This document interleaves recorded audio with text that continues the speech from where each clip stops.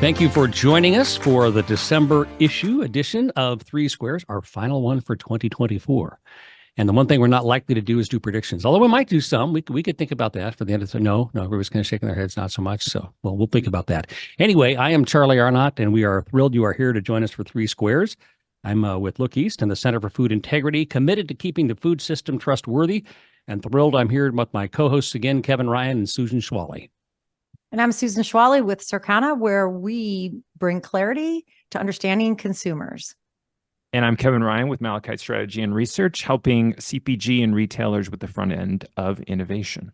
And as always, we welcome you to provide your comments and feedback and potential guests and suggestions for 2024. Hard to believe that's already just around the corner. You can reach out to us at 3Squares Mail, the number 3squaresmail@gmail.com. And Kevin, once again, you've secured an outstanding guest for us today. Yes. So I'm very excited to have Lucas Ballasy. So we have done a lot of, I think we've almost been too much on like products and too much on maybe even the ag part of stuff. I mean, it's all very interesting, but we haven't done a lot of the stuff in the digital domain or anything like that. And I think Lucas is here to kind of help us kind of shore that up a little bit. So I'm very excited to present Lucas. He's a partner and chief experience officer at Barrel. So that's a Shopify Plus partner agency. Lucas can tell us more what that means. Working with brands to grow their e-commerce businesses through website design, development, and optimization. Lucas, for the last 10 years, has helped shape Barrel's culture and processes while continually seeking innovative ways to collaborate with clients and help them succeed. For those of you that are interested, Lucas writes a weekly newsletter where he explores insights, experiments, and lessons learned in leadership, life, and e-commerce. And he also has published over 300 posts about his experiences on his blog. So welcome to Lucas. Welcome. Yeah. Thanks so much. Happy to be here. Yeah, absolutely. Can you tell us a little bit before we start asking lots of questions? I mean, I kind of mentioned Barrel in the front. I said Shopify Plus. Give us a little sense of what you do. What is that for those of us that are maybe not as familiar with for the web aspect of it? Yeah, definitely. So, from a platform perspective, we do a lot of work on the Shopify ecosystem. Shopify is an e-commerce platform that can power your e-commerce business. Pretty turnkey, from small businesses getting into e-commerce, which we'll talk a lot about today, all the way up to enterprise level, businesses that are trying to connect to their customers in new ways. In terms of Barrel, we come into brands and we really help them think about how to optimize and create a great online experience. That includes design and development. So we'll do optimization work, we'll do migrations. But a lot of what we've seen in the last year or so has been this focus on customer retention, which is also super interesting, as you can imagine, with customer acquisition getting harder and harder in 2023. Brands are really thinking about how do we connect with our customers in new ways and get them to come back. And so we also do a lot of email work as well, really thinking about that flow, thinking about engagement, and making sure that we don't lose touch with some of our best fans from a brand perspective. Right. I mean, what's interesting to me is like I have a web page, but I'm like, for any brand manager, I'm sure they're like, oh yes, I know I need to have a web presence, but beyond just doing like a standard template, if I'm a small company, and I don't do maybe, direct to consumer type of stuff, why spend a lot of time on, your web page or your web presence? I mean, I'm sure that sounds like a ridiculous question, but why spend the time doing that? I mean, we see it. We're in talks right now with like a Better For You cracker pizza brand, and their site is not great. And they've grown quite a bit over the last 25 years. And so, it really comes down to the fact that it's not necessarily for every brand that you need to start there. But there does come a time where, as maybe the market that you're playing in is getting more and more saturated with other types of businesses doing interesting things, it becomes really a flagship for your brand. We've done things like creating origin story pages, talking about manufacturing process. We worked with Smarty Pants Vitamins for a long time, and there was this really cool way to come on and actually track where all the ingredients came from. You could type in like the code on the bottle and actually get that story. So it becomes really a way to reinforce, what you really care about and kind of level up that experience for customers. We always think about, the person standing in the aisle at the store holding two boxes and saying, I'm trying to decide. And, you try to do that in the packaging, but we're seeing a lot of focus on QR codes, actually making it really easy for people to jump to the website. We can talk more about that later, why that becomes really important. And so that's what we try to build with our clients.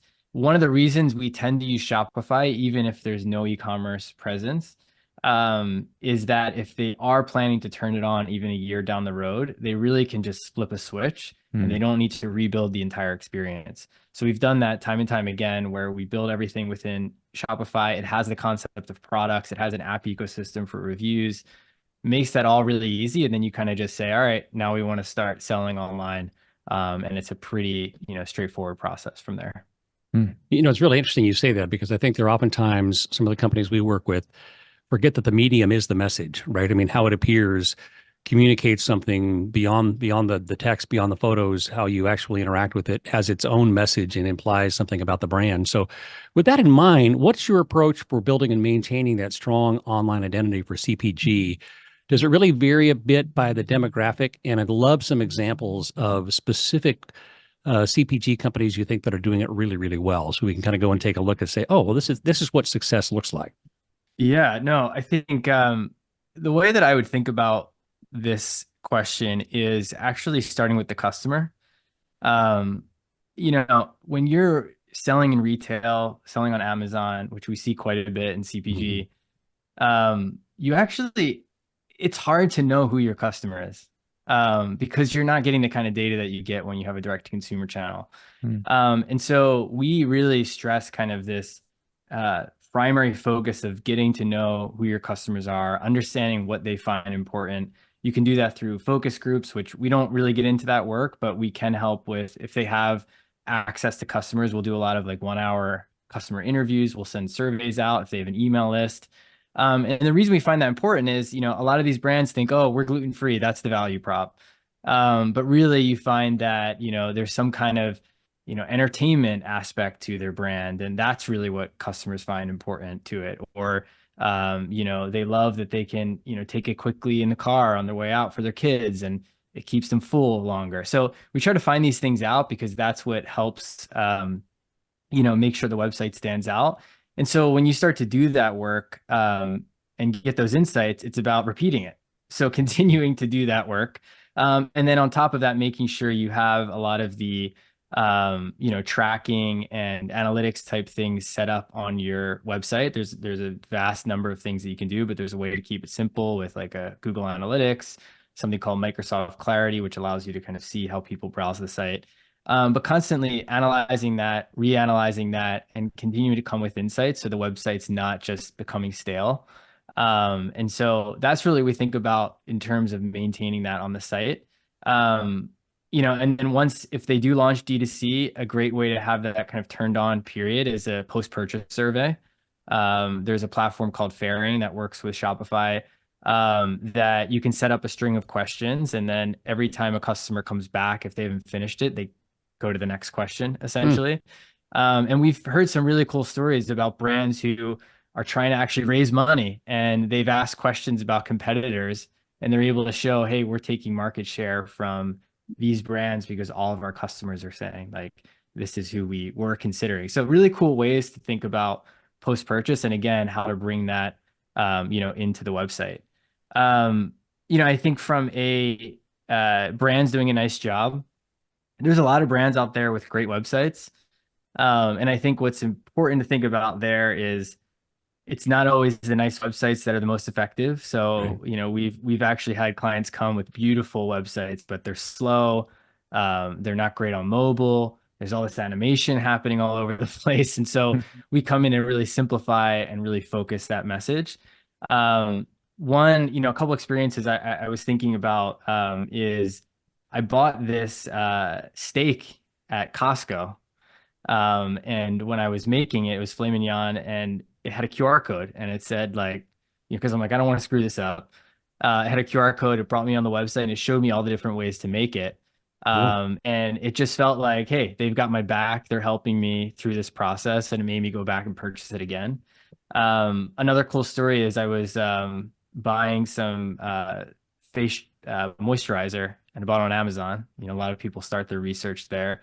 And the brand was called Liliana Naturals. They didn't have a website at the time, but the reviews on Amazon were amazing. People showing these like crazy transformations. Not anything I needed, but I'm like, look at these people. So I bought the product. They sent me this weird little note inside that said, hey, fill out this Google form for a free gift. And so I did, and I got this also very weird little screwdriver. So random. Which I've used a million times, by the way, because it's really tiny. So I've used it to like change a watch battery, fix glasses. Like, Sure. I'm like, so I'm always They thinking knew of you this better than brand. you knew you. Yeah, exactly. So Moisturizer and screwdrivers apparently Yeah. overlap in Yeah, their I see how that analytics. works. Yeah. So weird. But then the cool part is many months later, they launched a website and they had my email. So they've been marketing to me. I ended up buying another SKU from them. And I now can tell you their brand name, which I couldn't have before. And so I think it just goes back to like thinking omni-channel, thinking about how to connect with customers in interesting ways, and just making that experience really great. You know, we always joke that how many people have bought the same cookie for 10 years and still don't know the name of the brand because they just like it. So how do you do that? You know, how do you fix that? You know, Interesting. so that's so interesting. I love the screwdriver story, by the way. But so once you get the consumer to the website, look at the brand managers had something in 3D on a shelf and knows how to market in that environment. How do you make a brand pop? What are the hallmarks of brands that do that really well in an online environment? Yeah, I mean, it's I think, and this is probably not the answer people want to hear, but I think it is at the end of the day, when you think about retail, you've only got packaging, you've got a shelf, and you try to do anything too crazy, people are like, what is going on? And it becomes almost like, what is this? Right. And we've seen that, you know, with brands who are like, we're going to do a cracker in this plastic thing. And people are like, what? You know, they're confused by this. And it just feels like, I don't know if I want this weird kind of package. And so for us, it's really sticking to one, just like what are best practices on the web and what are people going to know how to use, right? So a lot of them are on their phones. So things need to be really easy to click, you know, right sizing, big images. You take a lot of cues from social media with scrolling through these big feeds of big images. So how do we make the photography really great, show off the product? A lot of times, Kind Snacks we worked with for a long time, and they revolutionized kind of from a package perspective, showing the product right through it. Same thing on e-com. A lot of times you see these CBG brands, it's the package, but you don't actually see what's inside. So showing the product as much as possible to try to help with taste. So those are all really things that, you know, we see become really important. But one thing that's really interesting is also thinking about channel. So if you're doing marketing efforts on social media, thinking about where they're coming from and making sure the landing page that they come to, it doesn't mean just send them to the homepage. It's saying, hey, there's a page that's speaking to the TikTok user. There's a page that's speaking to the Instagram user. There's a page that's a QR code from retail that is going to highlight recipes. It's actually going to speak to what we think is on that person's mind when they land there from a content perspective. Based where they came from, right? Yeah, exactly. So it's not just saying, hey, let's make the homepage amazing for everyone, because it's not possible. So you want that homepage to really be, you know, something that anybody coming on and discovering the brand will get what they need, but then get really deliberate about these other channels where you have some more control about, you know, the experience when they land there, as much as possible. That's interesting.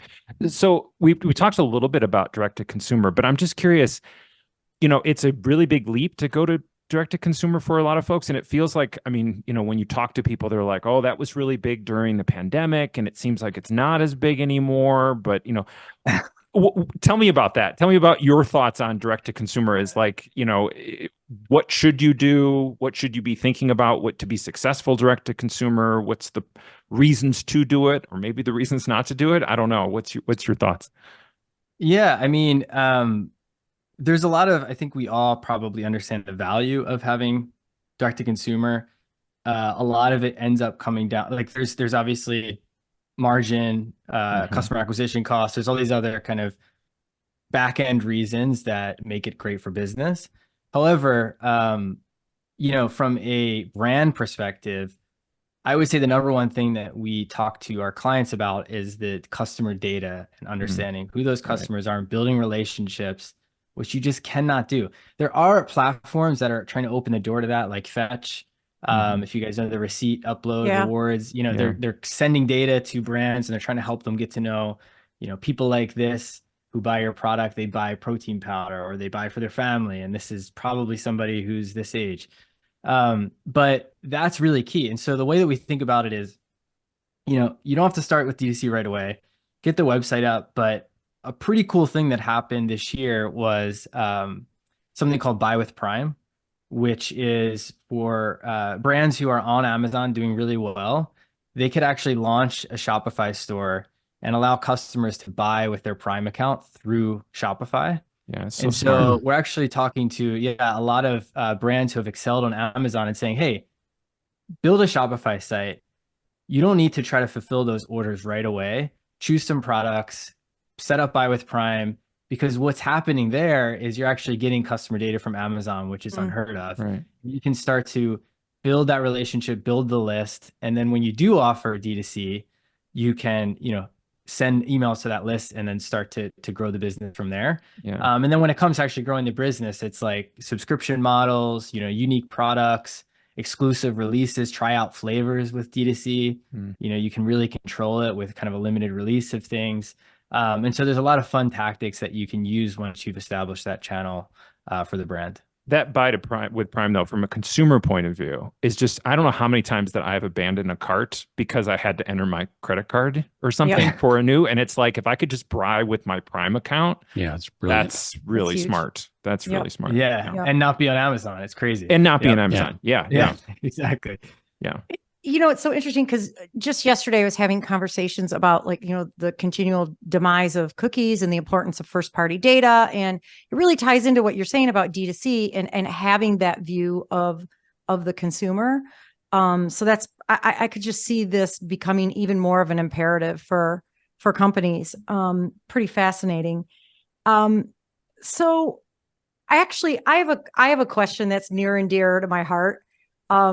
It's the holiday season. And I'm just curious, a lot of the strategy is you go online and there'll be like, gift set, or there's like kind of an ad. Oops. Oh, Kevin, you might have to take over here. Susan, you're breaking up a little bit for us. Oh no. Kevin, Keep going. Keep going. Keep going. But sorry about that. What are some cool strategies for like holiday shopping and getting the consumer during this time of the year? Yeah, I mean, if we're talking, just to be clear, we're talking, they have a website, doesn't have to be Could be e-commerce either. or kind of what? Okay. Yeah, I think, a lot of it, what's interesting, so I'll speak to more generally, I think having loyalty programs and referral programs are key. And having those in place so that you can say, hey, thanks for your purchase, and making sure that they feel that you've recognized them and you're giving them something for becoming a fan and, enjoying their product. A lot of times we'll see some fun things around free gifts. So again, if you are doing online, sending in another product or flavor or sample of that, just to say again, hey, try this out. We want to reward you. Screwdriver. Great screwdriver. Great customer support is still, one of the most important things. And I think when you start to get into some of these products that fall into kind of the better for you category, we've heard some pretty amazing stories about how these, certain products have changed people's lives. They're dealing with illnesses, they're trying to lose weight. A lot of these things become very emotional, and you have people looking, to the brand for these very specific questions, which ties into kind of telling those stories about those customers, and sharing them on social. It's interesting. Klaviyo, the email platform, they just released their kind of post Black Friday, Cyber Monday report. and they talked about how discounting more and more didn't really do much for customer acquisition. And it was really the emails that they were sending, the brands were sending, were inspiring repeat purchase from customers. So I can think, I ask go ahead. Yep, go ahead. No, I was going to ask a quick question because this is the second time you've mentioned reaching out via email. And for me, email is where things go to die. And so funny. You're not the first person who said that. I know. Well, crazy but how now it's not I get true. texts, right? Because everybody's like, sign up for 10, right? Yep. But now things go to my text to die because everybody's texting me. So what's the next frontier? Or like, how are you seeing, is email still effective?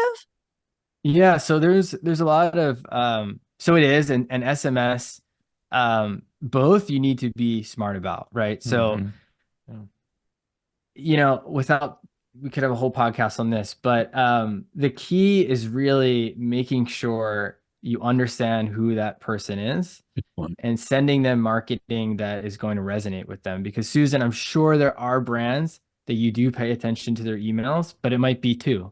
Or maybe you've ordered something and if you don't get an email, you think you just like, what happened, right? So these things are very much just integrated into our lives, but we also have these huge inboxes of stuff that we're like, how do I get off of all these lists? And so really thinking about, you know, don't send a million emails at once. There's a way to kind of warm the customer up. A lot of it times it's through transactional emails, both on SMS and emails. So really thinking about where customers are most engaged. But I love the example of like, if you have someone shopping for jewelry for their partner, don't continue to send them emails as if they're the one wearing the jewelry. So how do you find out that they were the one getting a gift so that every holiday you can tell them, hey, there's new stuff to gift you, because you're just going to unsubscribe otherwise. Cause you're like, why are you still sending me? I don't care about this. Right. So there's some really easy ways to think about that. But believe it or not, so many brands just haven't done that yet. So interesting.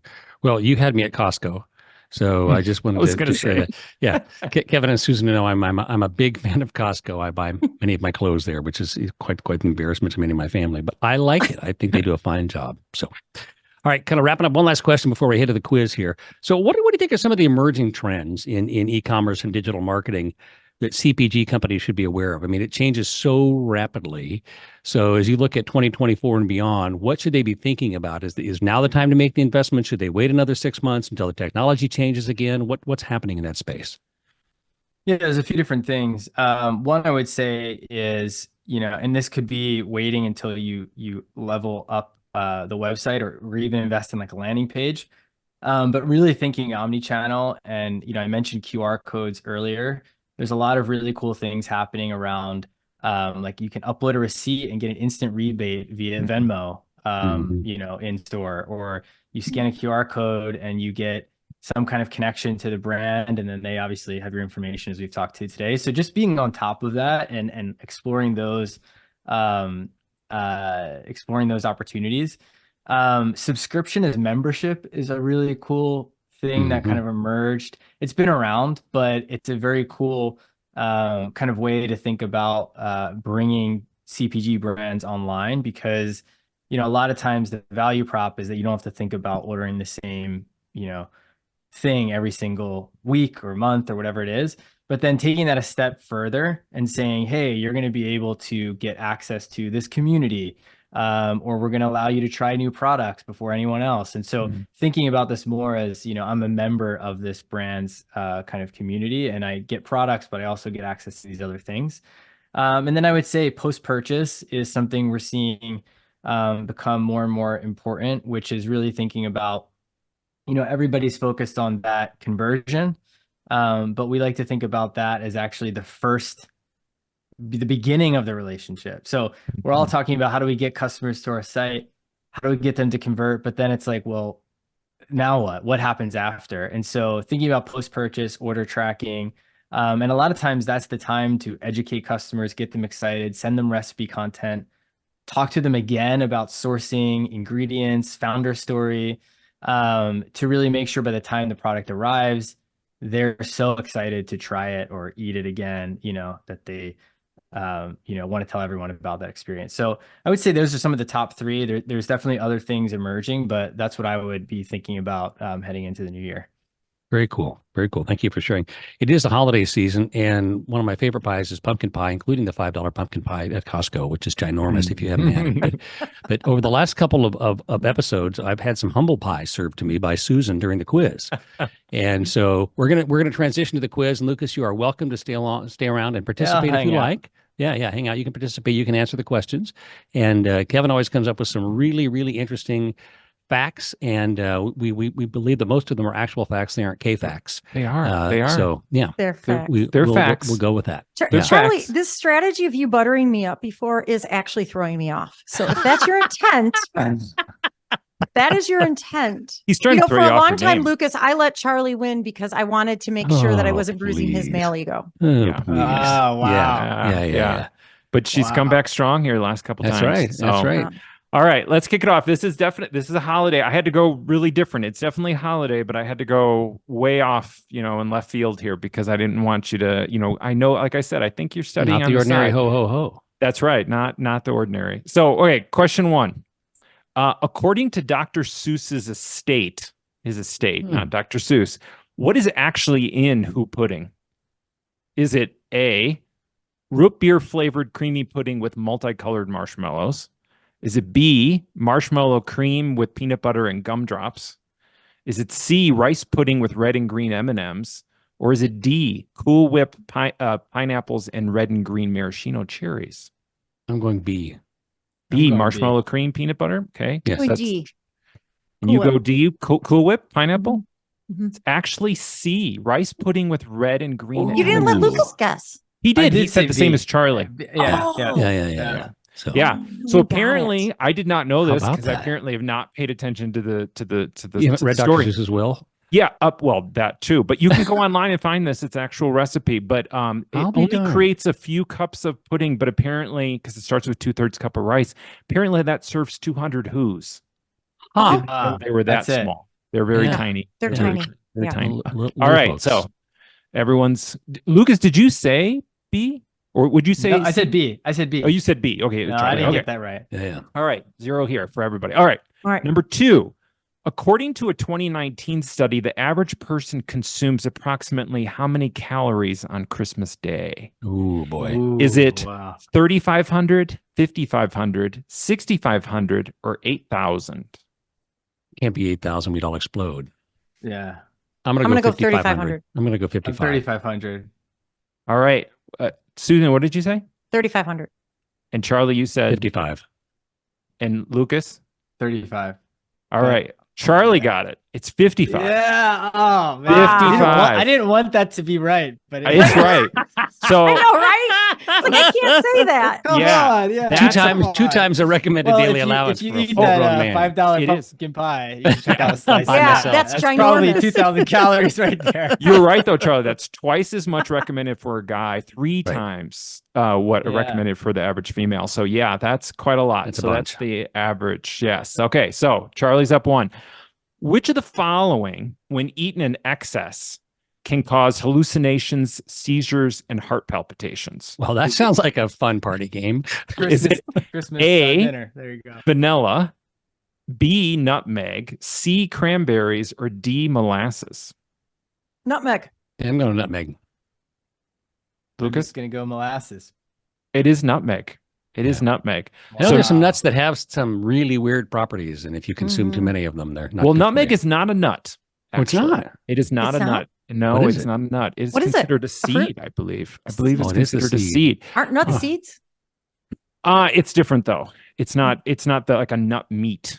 But anyway, it contains a compound called myristicin, and in excess means about 2 tablespoons. That's a lot. Oh. Actually, it can cause what's called myristicin poisoning, which is very dangerous. Do not try this at home. But Charlie, do not eat the whole do Costco not pumpkin eat- I will pie not. if I it will has not. nutmeg in it. Well, I don't know, because it might 2 be a very tablespoons there. nutmeggy pumpkin pie. So all right, Yeah. so we're still. I think we're. So Bob Seger did a song like that, "Nut Meat City Limits." I think it was. So yeah. Well, No, it wasn't- Connecticut's a wasn't that. nutmeg state. that's It right. is. That's right. So they're Yeah. hallucinating, having seizures, Yeah. heart palpitations. All right, Charlie, you're still up. Traditionally, what food and drink do kids in Britain and Australia leave out for Santa? Is it A, sherry and mince pies, B, tea and Marmite or Vegemite on toast? Is it C, biscuits and beer, or is it D, fruit and water?